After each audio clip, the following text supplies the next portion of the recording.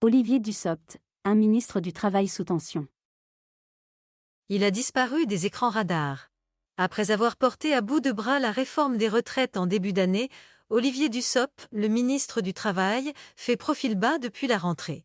Sa comparution, à partir de ce lundi 27 novembre devant le tribunal correctionnel de Paris pour des faits présumés de favoritisme, n'y est pas pour rien.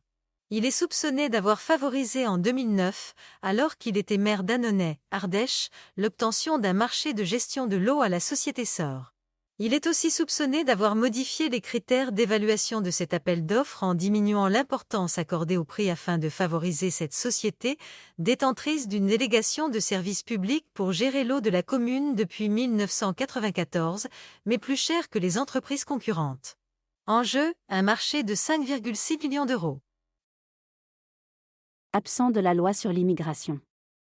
Malgré ses ennuis judiciaires, sa discrétion sur le projet de loi immigration, qu'il était censé présenter aux côtés de Gérald Darmanin, le ministre de l'Intérieur, interroge.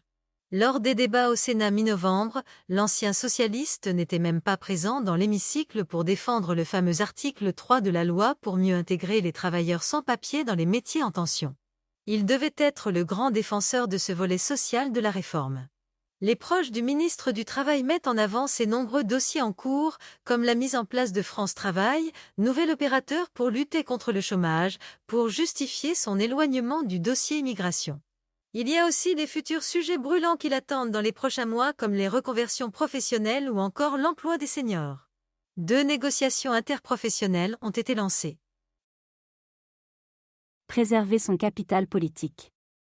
N'empêche, pour ce ministre venant de la gauche, voir la loi immigration se durcir pour obtenir le soutien de la droite doit heurter.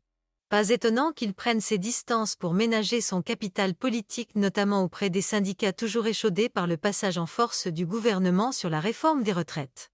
D'autant que le volet régularisation sur les métiers en tension pourrait disparaître pour faire plaisir aux républicains, farouchement opposés à cette mesure.